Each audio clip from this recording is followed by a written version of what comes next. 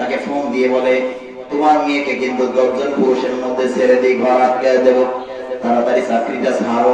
বলে কি বলে না? এইভাবে তাদেরকে হুমকি ধামকি দেওয়া শুরু করেছে। যারা নিজের জীবন বাঁচাতে চাকরি ছেড়ে দিয়েছে একটা দল, আর একটা দল মিথ্যা মামলায় ফেসে গেছে, আর একটা দল জীবনে কোনো না কোনো ভুল তো হয়ে গেছিল, ওই ভুলের কারণে চাকরি নয়। এবার বলতেছে তাইলে কাদের বসাতে হবে? বলতেছে এবার তাদের বসাবেন, আপনার সব আত্মীয় স্বজনদের বসাবেন। আত্মীয় স্বজনদের মধ্যে ওই ধরনের মানুষ যাদের অন্তর আপনার মতো না পাক, যাদের রক্ত আপনার মতো না পাক। আত্মীয় হলে কি সবাই খারাপ হয় না? নবী তো আবু জাহেলের আত্মীয়, আবু তালেবের আত্মীয়, অথচ আবু তালেব কাফের নবী, বিশ্ব সেরা নবী। কি বলে? তো আত্মীয় হলেই তো সে ভালো হতে পারে, মন্দ হবে না। তাই আত্মীয়দের মধ্যে খারাপ খারাপ জাহান্নামের কীটগুলোকে বসাইতে হবে, যাতে করে আপনি যে নাপাক কাজ করবেন, নাপাক কাজ তারা আপনি বলতে বলতেই তারা করবে, বলার সাথে সাথেই পাস। এই ধরনের ব্যক্তিদের বসানোর সিদ্ধান্ত হলো 1 নাম্বার। এবার 2 নাম্বার বলতে যে শিক্ষা ব্যবস্থা ধ্বংস করা লাগবে। শিক্ষা ব্যবস্থা যদি এই ন্যায় নীতিকর ভাবে থাকে, আপনি যে অপরাধ করতেছেন, ছোট বাচ্চারা তো বুঝে যাচ্ছে, নারীরা তো বুঝে যাচ্ছে, শিক্ষিত সমাজ তো বুঝে যাচ্ছে আপনার অপরাধগুলো। তাই শিক্ষা সিলেবাসে এমন এমন শিক্ষা ঢুকায় দেন যাতে করে ওরা টেরি না পায় কোনটা সঠিক কোনটা ব্যাঠিক। কথা বলেন ঠিক কিনা? আজকে কলেজ ইউনিভার্সিটির ছেলেরা যদি জানতো কোরআন পড়া ফরজ, যদি জানতো আলেম হওয়া ফরজ, তাইলে কি তারা আন্দোলন করতো না? আমাদের কলেজে একটা সাবজেক্ট রাখা লাগবে কোরআনের। কথা বলেন ঠিক কিনা?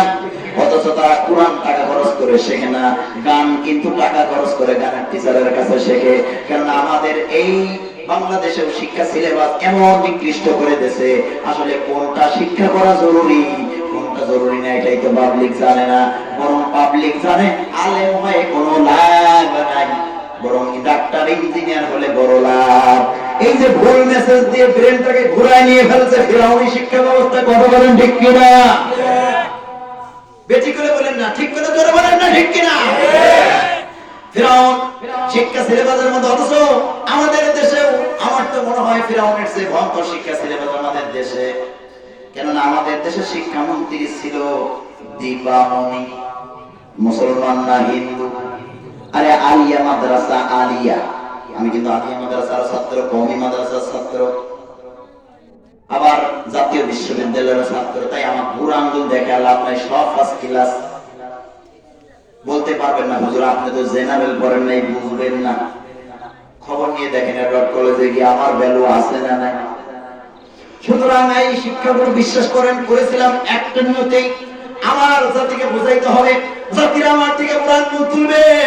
তুই তো বেটা শুধু হুজুর, তুই তো হুজুরি কথাই জানোস। আমি সব লাইন পড়ছি জাতিদেরকে মেসেজগুলো আমি নিজের অভিজ্ঞতা থেকে দেওয়ার জন্য। তাই আমি বলতেছি আমাদের আনিয়া মাদ্রাসায় হিন্দু টিচার আছে, কি দুঃখের ব্যাপার, মাদ্রাসায় হিন্দু শিক্ষক, এর যে আর কপাল পোড়া জাতি আছে?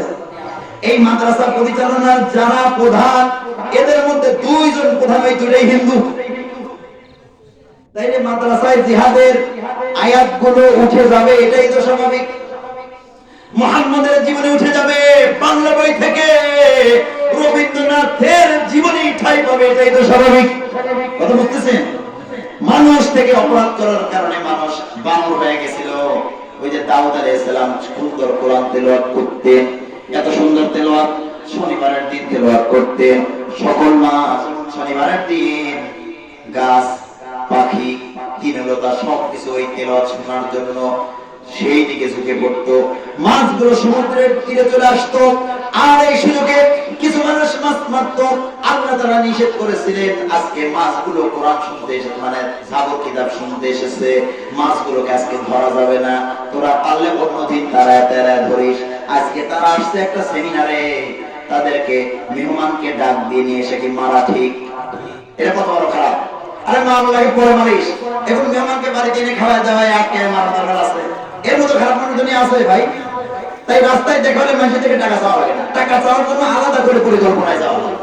হঠাৎ করে দেখা হয়েছে আপনি টাকা কাছে কলার টলা ধরে আসতে আছে না নাই? এই ধরনের আচরণ করলে আল্লাহ আপনি কলার ধরাবে। আপনি কত বড় আল্লাহর ভুল কি আপনার হবে না? মানুষের সম্মানের দিকে খেয়াল রাখবেন। কত টাকা পান, আপনার টাকার চেয়ে তার সম্মানের দাম বেশি। 1 লাখ টাকা পান, মাথা খারাপ হয়ে গেছে। আরে 1 লাখ তো দূরে কথা, 2000 পেলে তো কলার ধরে আছে না?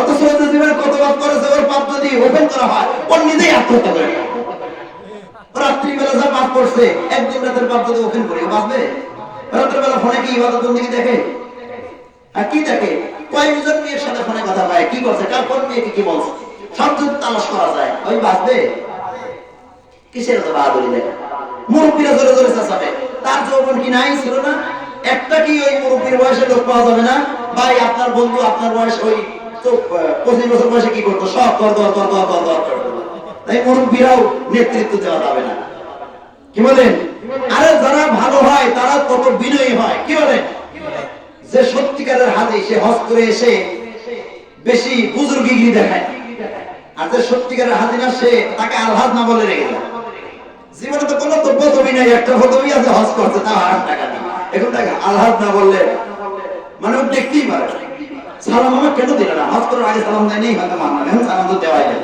সালাম না দিলে তোর এলাকায় থাকার অধিকার নেই আমার পয়সা আছে দেখতেছি তো সালাম না দেওয়া হচ্ছে আমাকে এক চাচা প্রায় সময় আমি সালাম দেই ওই যে আমি হক কথা বলি রাগ করে সালামের উত্তর দেয় না ঘাড় ঘোরায় না প্রতিবেশী চাচা তো একদিন আমাকে বেইজ্জতি করার জন্য সবার সামনে বলতেছে হুজুর ভাইস্তি আমার তো তুমি সালাম কালাম দাও না উনি কিন্তু জানেন আমি সালাম দেই সালামটা ঠিকই শোনে মাথাটা নিচু করে রাখে বা এদিক সেদিক টাকা আমার উত্তর দেয় না আমি বলতেছি কাকা সালাম তো আমি দেই কিন্তু এত লোকের মধ্যে যখন আপনি অস্বীকার করতেছেন নবীজি তো ছোটদেরকে সালাম দিতেন নবীজিকে কেউ সালামই দিতে পারে নাই তো আপনি তো নবীর এই সুন্নতটা পালনার্থে আমাকে একটা দিন সালাম দিতে পারতেন দিবেন কাকা লজ্জা পাইছে একবারে মহা লজ্জা বিশ্বাস করেন তারপর থেকে কাকা দেখলে আমি আগে সালাম দিই কিন্তু কাকা মনে হয় আমার আগে সালাম দেয় মানে জায়গার মতো যেমন কুকুর তেমন নকুর সময় মতো উপস্থিত দেওয়া লাগে আমি কিন্তু উপস্থিত বক্তৃতা প্রতিযোগিতায়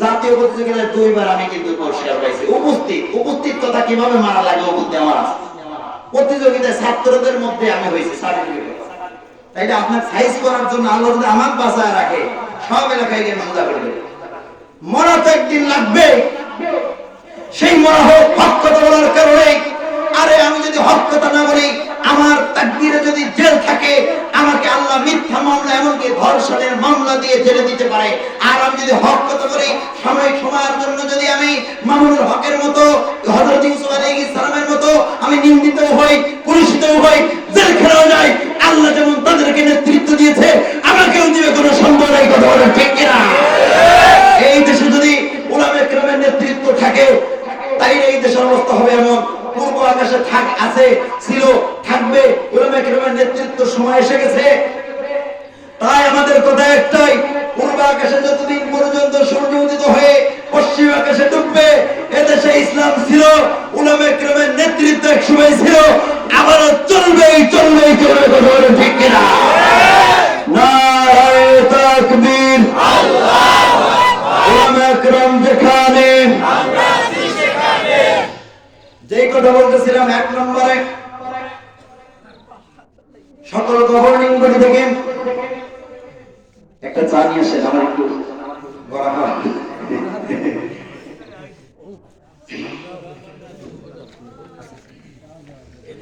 1 নম্বর হলো গভর্নিং বডি থেকে সরকারি পদ থেকে সকল নিষ্ঠাবানদেরকে সরাইতে হবে নারী কেলেঙ্কারি দিয়ে হলো সরানো লাগবে মনোযোগ এলোমেলো করলে আলোচনা শেষ করে দেবো স্টিল নাও চোখ মুখ সব আমি আমার দিকে কথা ফিনিশিং এর দিকে যাচ্ছে এইটুক ঠিকঠাক ভাবে নেন মানে শেষটাই তো সুন্দর হয় কি বলেন কথা তো এখন লাইনে আসছে এখন যদি শেষটা না নেন বললাম ঠাটা বলবো সকালবেলা তাইলে 2 নম্বরে হলো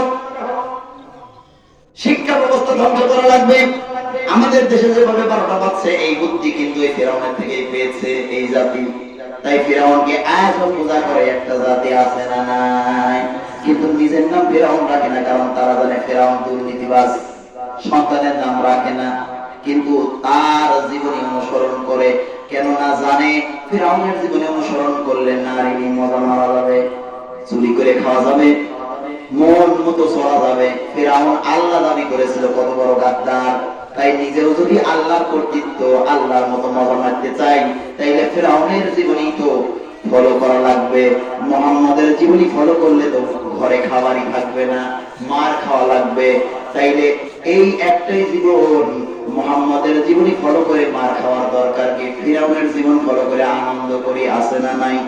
3 নম্বরে তারপর টিকে রাখতে বুদ্ধি দিল। 3 নম্বরে যারা আপনার বিরুদ্ধে আন্দোলন করবে সকলদেরকে গুম খুন আর হত্যা করে শেষ করে দেওয়া লাগবে। অথচ কে তার রাজত্ব কেড়ে নেবে স্বপ্ন তো আগেই দেখেছে। এই জন্য চাউনি পাঠিয়ে দিছে, বাচ্চাগুলো জন্মগ্রহণ করা শুরু করেছে। বাচ্চা জন্মগ্রহণ করতে দেরি, যদি ছেলে হয় সাথে সাথে তাকে মেরে ফেলে, হত্যা করে, গলা কেটে জবাই করে। এই ফিরআউন নিজের শাসন ব্যবস্থা টিকিয়ে রাখতে একজন নয়, দুইজন নয়, 70,000 থেকে মতান্তরে 90,000 শিশু পুত্র সন্তান হত্যা করেছে নিজের সিট টিকায় রাখতে। আমরাও বিগত বছরগুলোতে দেখেছি বিভিন্ন সময় আন্দোলন হয়েছে, নির্বিচারে গুলি চালিয়েছে, গণহত্যা করেছে, আলেম হত্যা করেছে, নিজের পথ থেকে সরে যায়। কথা বলেন ঠিক কিনা? কিন্তু আল্লাহর পরিকল্পনা যখন বাস্তবায়ন হওয়ার সময় এসে গেছে, এমন সময় হয়েছে সেনাবাহিনী বলতেছে 45 মিনিট সময় পাবেন, আপনি বলতেছেন বক্তব্য দিবেন, সাহস তো দেখি আপনার বাঁচি না। আপনি তো এখন গাট্টি বুঝকা নিয়ে পালানোর জন্য 45 মিনিট সময় পাবেন, এখন আপনি সিদ্ধান্ত নেন জাতির উদ্দেশ্যে বক্তব্য দিয়ে নিজের সিট টিকাবেন নাকি পালাবেন। সকল যত 2 নাম্বার লোক আছে জীবনে পালাইছে, নিজের জীবন শুধু বাঁচায় নিয়ে চলে গেছে। কিন্তু এই মানুষটা পালিয়েছে 14টা লাগেজ ভর্তি জিনিসপাতি নিয়ে, আত্মীয় স্বজন বোন বউনাই যা ছিল সব নিয়ে পালাইছে। আর কোন উন্মতের খবর নেই নাই, শুধু জিজ্ঞাসা করেছে আমার লাগেজ গুলো উঠছে কিনা, আমার আত্মীয় স্বজন বোন বউনাই উঠছে কিনা। আর যারা আছে পূজা টাকা দিছি, খাইছে, কাজ করছে, শহীদ বাদ বাই বাই। ঠিক কিনা? আমি নাম বলেছি। আমি আপনি যদি নিজেকে অপরাধী মনে করেন তো আপনি তো জুতা চোর, নিজেকে জুতা চোর বানায় না ভাই।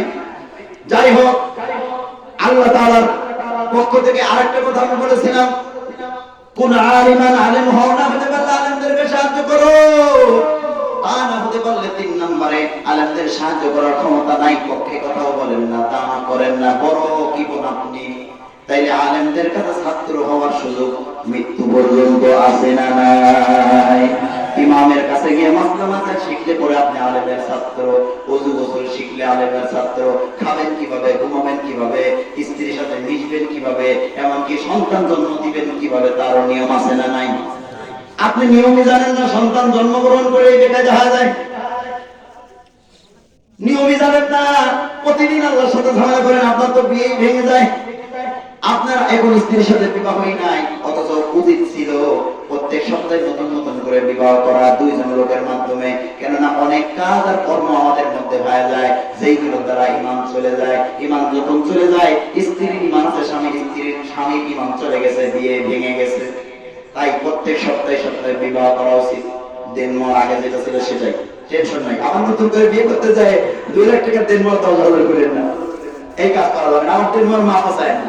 যাই হোক, আলেমের ছাত্র হওয়ার সুযোগ আছে না নাই? আলেম হতে পারলে জান্নাত, না হতে পারলে তবুও জান্নাত কেড়ে নেই, সাহায্যকারী হন। তাও না হতে পারলে তালিবুল ইলম হও, আলেমদের কাছে শিক্ষা করো, আলেমদের সোজা করো, তাও তোমার জন্য জান্নাত। 3 নম্বরে তালিবুল ইলম হওয়ার সুযোগ নাই, এত তুমি দুর্ভাগা হতভাগা, তুমি আলেমকে তোমার অন্তর থেকে দূর থেকে মহব্বত করো। মহব্বত যদি তুই করতে না পারো, তোর জন্য ঠাডা পড়বে না, তোর কার জন্য ঠাডা পড়বে? আরে কিচ্ছু লাগতেছে না, অন্তর থেকে মহব্বত করবে, তাও করে।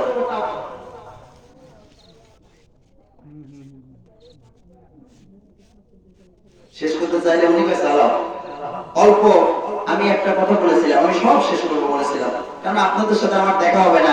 আর আমি এই আশায় কারো কাছে ওয়াজ করি না যে বাধায় রেখে যাচ্ছে আগামী বছর আসবো।